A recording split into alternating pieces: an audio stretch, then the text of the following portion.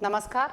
8वीं कक्षा के असाइनमेंट वीडियो में आपका स्वागत है, जिसका नाम है जागृत करो और यातायात के अनोखे साधन। इसी के साथ हम पहला प्रश्न शुरू करते हैं। बेंगलुरु की मेट्रो ट्रेन के बारे में बताइए। पंक्तियां लिखिए। पंक्तियां क्या होती है? लाइनें। तो हमें बताना है कि बेंगलुरु की मेट्रो ट्रेन कैसी है। तो जिसका जवाब है बेंगलुरु की मेट्रो ट्रेन बिजली से चलती है, वो वातानुकूलित है और उस ट्रेन में साफ सफाई का बहुत अधिक ध्यान रखा जाता है। तो ट्रेन की क्या विशेषताएं हैं कि वो मेट्रो ट्रेन जो है बिजली से चलती है, वातानुकूलित है, एयर कंडीशनर है और उसमें साफ सफाई का बहुत ध्यान रखा जाता है। दूसरा प्रश्न है नोरीज। नोरीज क्या है? नोरीज जो है कंबोडिया में चलने वाली बांस की ट्रेन को नोरीज के नाम से जाना जाता है।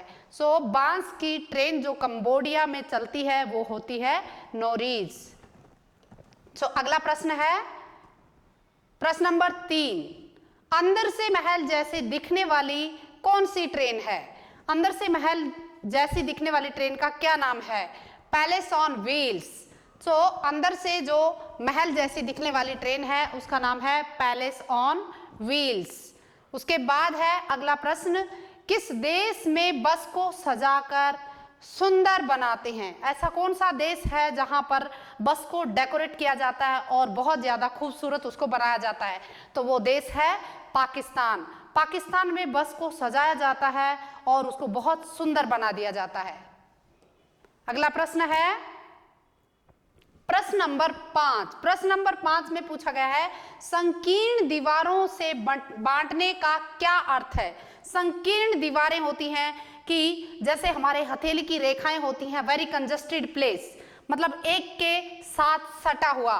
संकीर्ण दीवारों से बंटने का अर्थ है भेदभाव की विचारधारा का पोषण करना, कि हम एक दूसरे में भेदभाव करते हैं, एक दूसरे के बीच भेदभाव की भावना को पोषण करते हैं। तो अगला प्रश्न है प्रश्न नंबर 6। कविता में कौन सा मार्ग प्रशस्त करने की बात कही गई है? मतलब कौन सा मार्ग अपनाने की बात इसमें कविता में बताई गई है? उच्च विचारों और कर्म का मार्ग। तो कौन सा मार्ग है वो? उच्च विचार। उच्च विचार क्या होते हैं? High thinking. और कर्म का मार्ग कि हमें काम करते रहना चाहिए, we should do our work. तो उसी मार्ग को प्रशस्त करने की, आगे बढ़ाने की बात की गई है। प्रश्न नंबर 7। प्रश्न नंबर 7 में पूछा गया है स्वतंत्रता के स्वर्ग में क्या क्या है? जो स्वतंत्रता का स्वर्ग है उसमें क्या क्या है? निर्भयता। निर्भयता क्या होता है? जिसमें कोई डर नहीं होता है।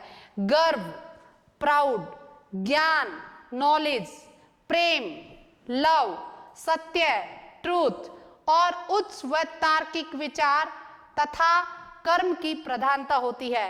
ओके, तो ये था हमारा 7वां प्रश्न। अगले प्रश्न की ओर बढ़ते हुए प्रश्न नंबर 8। मार्ग दिखाने वाला अनेक शब्दों के लिए एक शब्द क्या होगा? अगर हमें शब्द दिया गया है मार्ग दिखाने वाला, ये अनेकार्थी शब्द है, उसके लिए एक अर्थ क्या होगा? उस वाक्य के लिए एक अर्थ क्या होगा?